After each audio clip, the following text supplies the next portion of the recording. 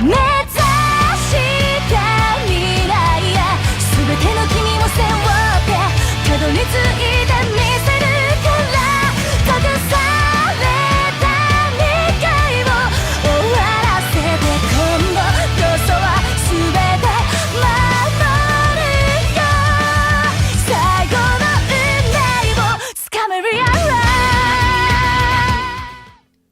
Hey guys, if you haven't already, give the video a like, subscribe to my channel. This is a what if series and I'll be doing more down the road. Plus Ultra. Hey guys, and welcome to What If Goku was in One Piece Part 3. Now, we left off with all the Straw Hats basically going to their set parts where they trained at. So Nami went to her place, Usopp went to his place, Zoro, Sanji, and this one, Brook, Chopper, all of them went to their set place so they could train and get stronger for once they returned to Sabaody Archipelago.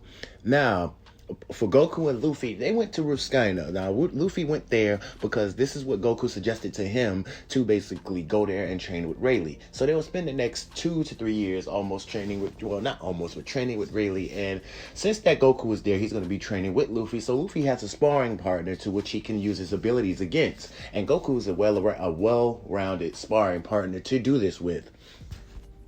So upon those 2 years, I think he has a 2-year time skip. Upon those 2 years, Goku would have taught, well, Goku and Rayleigh and Luffy would have learned a lot. He would have learned advanced armament hockey. He would have been getting used to the future foresight. Since Goku has it down pat, Luffy would have been getting it too.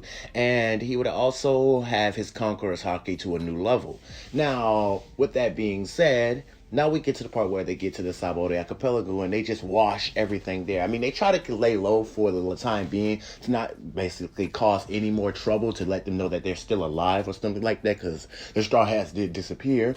But before we get into it, I kind of wanted Goku, because see, this is the part right here. I wanted Goku to be in the Straw Hats crew, because I don't really think Goku would aim for the King of the Pirates. That's not something that he's got a goal towards. Goku's goal is to become the strongest, and that's been said throughout all the anime and where he's been at. Like Dragon Ball Z, or Dragon Ball Super, Goku's main focus is to gain strength or to become stronger. He loves training. So I don't really think that Goku would go for the One Piece or start his own crew or anything like that. But to each his own.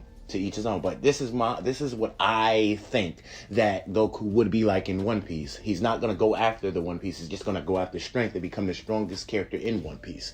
So let's continue on off of that huge tangent. Sorry about that. Now, anyway, with them all returning to Sabaody Archipelago, they would wash everything that was there. Once everything got out of hand and they found out who they were, the Straw Hats, Goku, Luffy, Zoro, and Sanji, those particular ones would be strong. I'm not saying that the other Straw Hats isn't strong. They're stronger than their canon versions, but those ones that I just mentioned are the ones who took their training very, very seriously.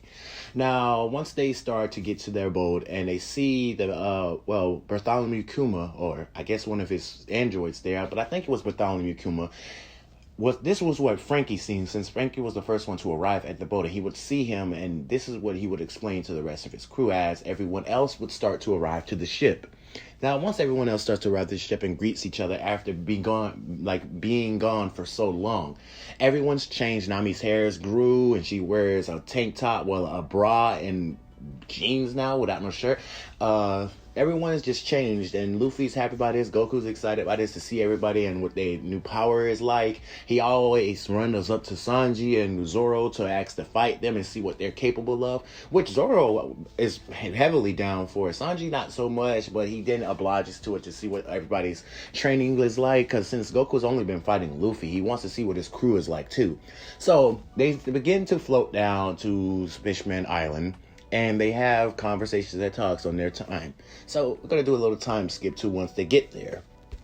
Now, okay, the Fishman arc is interesting. It really is. It's interesting to a degree. Yeah, I get that. But this is something I want to skip over because it's really, to me, it's interesting, but it's not non-interesting. But I like it nonetheless. I'm not going to say it's not one of my favorite, my favorite top two arcs is Dressrosa and Cold Kick Island. So, yeah, those two are my favorite arcs. But other than that, to each his own. If you like Fishman Island, you like Fishman Island. But if you like Punk Hazard, you like Punk Hazard. But yeah, so we're just gonna be simming through those 2 arcs, cause yeah, boring to me. But it's not that it's well. Let's not get into a tangent. I'll save that for another rant video if I ever create one down the road to tell you my top 10 favorite arcs in One Piece. But anyway. So they float down to Fishman Island, meet Shirao, meet the merfolk that was down there. Sanji has a damn orgasm when he gets down there and loses too much blood to the point they have to put Sanji on medical ward or something like that. Anyway, so everything would play out just as they did canon. They would end up defeating the guy, or basically freeing the Fishman Island from the guy, the Arlong wannabe. The Arlong wannabe, or the Arlong pirate, whatever he was. To me, he's the Arlong wannabe. But anyway, they managed to save Fishman Island, and Luffy would have talked smack to Big Mom, and Big Mom would have had a vendetta out on Luffy, ready for him to come to her island so that she can kill him, and so on and so forth. So now we get to Punk Hazard, and of all the things that's been happening there, Goku would have been heavily angered at Caesar for doing this to kids. He would be heavily mad that this guy is feeding these children basic candies to basically help his experiments. But let's not go ahead of ourselves. Once they got there, they eventually had to fight that big ass dragon. They would have known that the continent is split between a lava side and a fire side. And so with all that being said, they basically would have had the same trials and tribulations that they had in Fishman Island and in Punk Hazard. Now, once they defeat Caesar and take him captive, they manage to save the kids and cure them with Chopper carrying a cure, and so on and so forth. And so with that being said, like the Marine Admirals, this is where they would meet Law again, and then Law and Luffy would then coax a plan to take down the Admirals. And the first Admiral that they need to take down is Kaido. So with that, they would make an agreement and make an alliance, with Law not saying that he's not going to betray Luffy at all. So, and then Law would switch everybody back to their regular body. So that being said, yeah.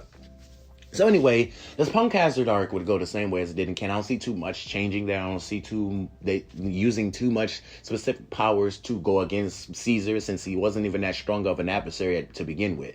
I mean, he was, but not necessarily enough to push the Straw Hats to use their strongest form, like Gear Forth, or you get it. Anyway, so with all that being said, now we get to the part to where the team would go into Dressrosa. Now, once they get to Dressrosa, they would see that the humans are co-hoaxing with toys. Like, toys are alive in this town. And it weirded them out at first, but they kind of got used to it as they went to the nearest, bar that they could find to get some food. And Goku and Luffy would have had a competition to see who could eat the most, as the both of them are eating the bar out of house and home. But they also noticed that this Admiral starts to walk in, which gives Zoro some sneaky suspicions. Like, he feels that this guy is dangerous, but he doesn't know who he is. He can't quite put his finger on it, so he's just going to keep his nose, just basically be nosy for a little bit, or just keep his eye on this guy, this suspicious guy, for a while. Anyway, so with all that being said, the same thing would happen in the bar, to where the guy would basically rip a hole into the bar. I think that's what he did. He ended up summoning a meteor, to which it crashed down, and yeah, that part right there. I think he did it at that part. Correct me if I'm wrong, because then he ended up leaving. But now we're going to do a little time skip. Luffy ends up noticing that the arena, this sports arena, or this tournament arena, gladiator tournament, would have one of his brother's devil fruits. Well, his brother's devil fruit, the flame fruit, and he wants to claim that for himself. So Luffy would go and enter the tournament without his comrades knowing what he did, except for Goku.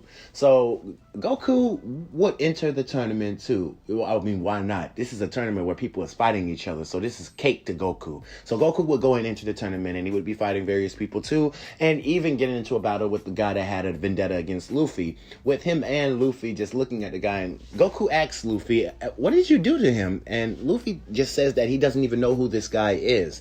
I guess he has some vendetta against my grandpa. So with all that being said, the first match would begin with Rebecca, with a whole, I think, battle royale type thing happening. Everything would play out, exactly normal. I want to get to the juicy content first.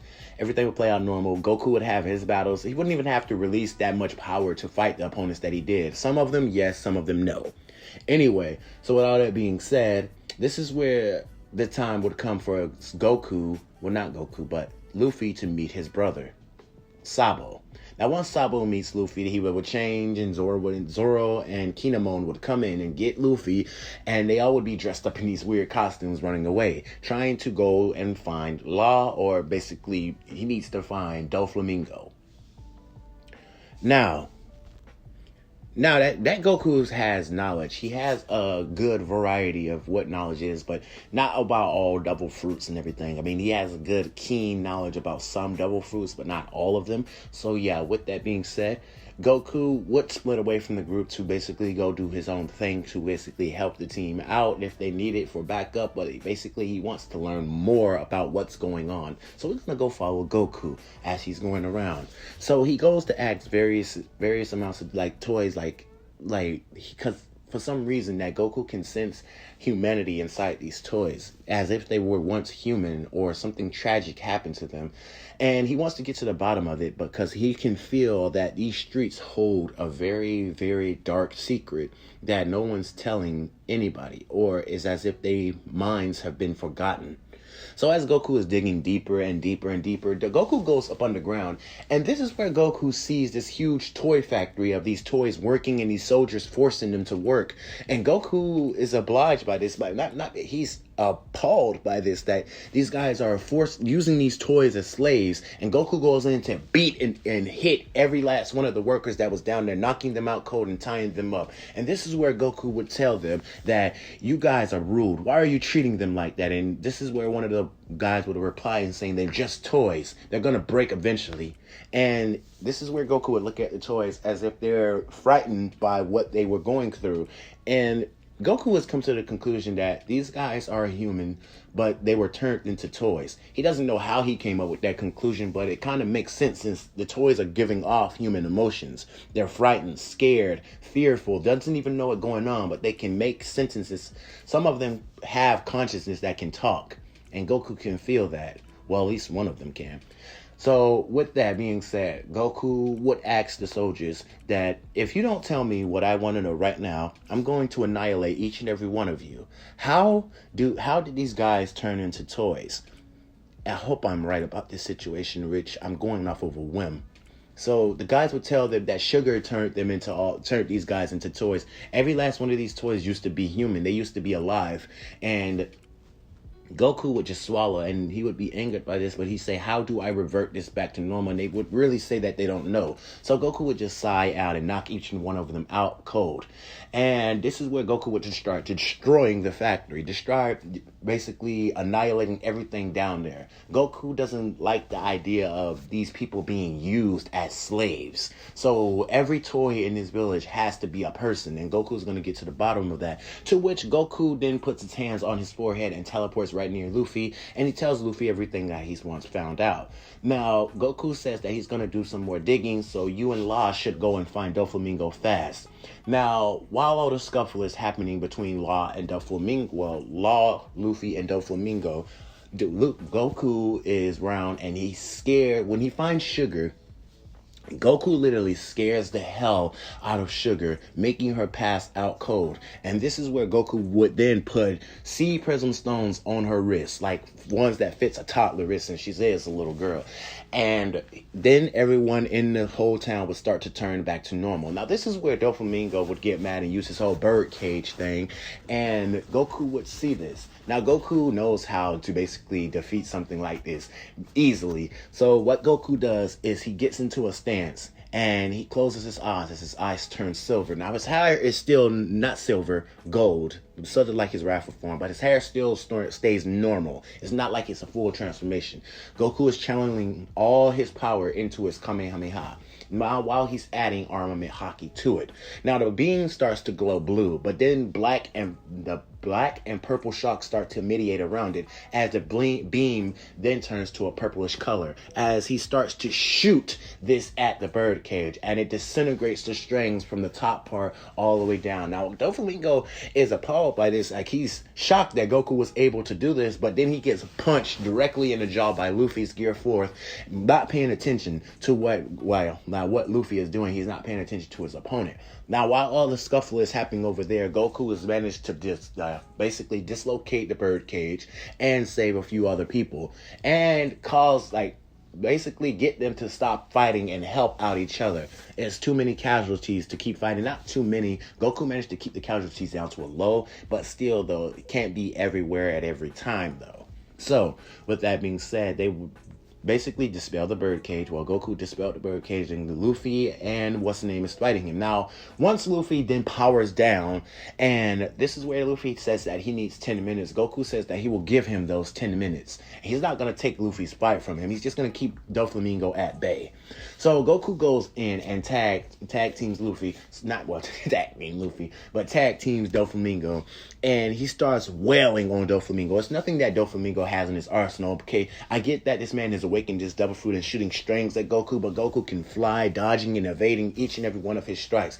And this man has future foresight to a potent level. So yeah, of course, Doflamingo has no candle to Goku, and he keeps getting punched in the stomach, kicked in the face, and slammed to the ground. Every attack that Doflamingo throws at Goku, it is getting counterattacked, basically evaded, dodged, and he gets punched right back in his chest over and over and over again, to the point to where Luffy intervenes and blocks a punch that Doflamingo was about to throw at Goku, and then Goku just jumps away as Luffy gets right back into the battle and fights Doflamingo. Now, this is where Doflamingo and Luffy get back into their scuffle, and Goku goes around to help more civilians and more people that are in danger.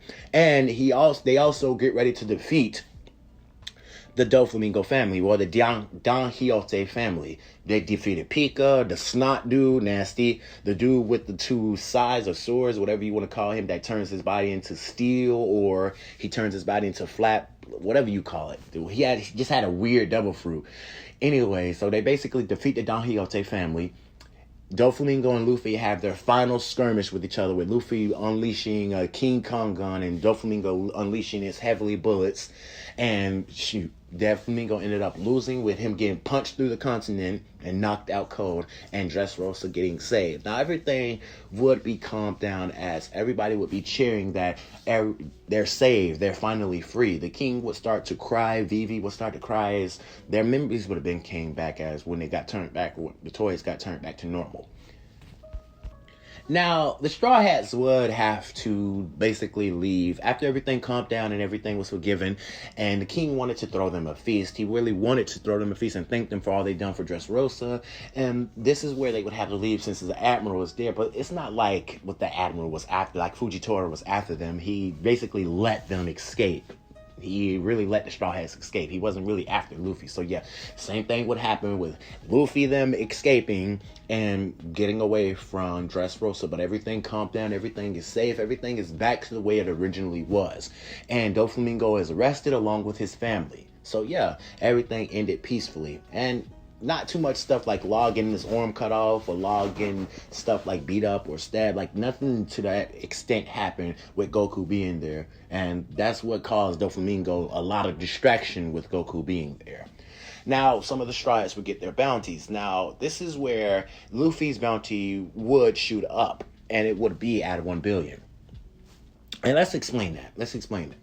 Now, with Goku on Luffy's team and doing everything that Goku's been doing since they got a high bounty pirate on their team, it's only fair to make the captain's bounty a little bit higher. And with what Luffy knows and what the government knows about Luffy, they're deeming Luffy as a threat, because what the government or the high society, or whatever you want to call them, they think that Luffy's double fruit is close to awakening or close to its true potential, and they don't want that to happen. So they deem Luffy as a threat and raised his bounty level. So Goku's bounty wouldn't necessarily jump up. It would stay the same.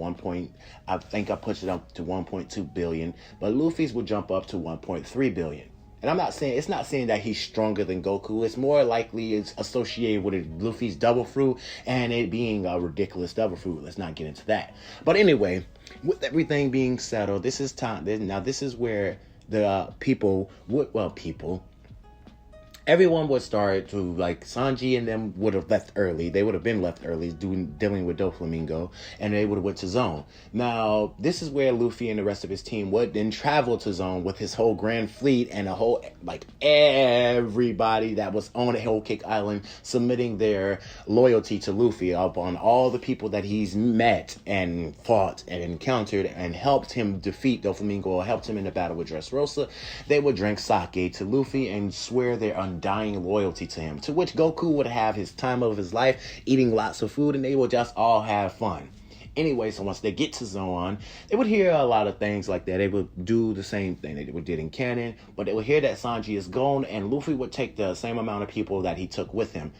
And only this time, this where Goku would not go to, Whole Cake Island with Luffy. He would go to Wano with Zoro and them and company. This is up to Luffy's journey, but we're going to be flash forward to what Luffy's doing over there and what Goku's doing in Wano. But that's going to be more of a split journey this time. If some of you wanted Goku to go to Wano, go to Whole Cake Island, yeah, I bet you did. But anyway, this is going to be on the Luffy set journey, and Goku's going to go to Wano with Zoro, and you know.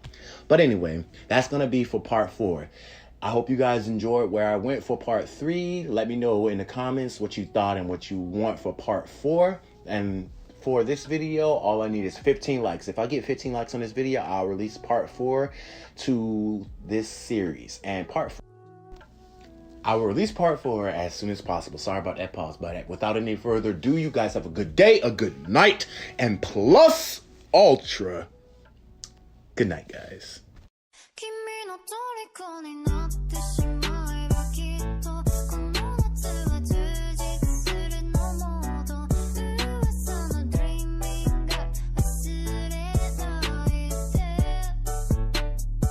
でも気持ちは伝えてしまえばいつかその夢は覚めてしまうだろうな青い影が揺れる街角君の虜にな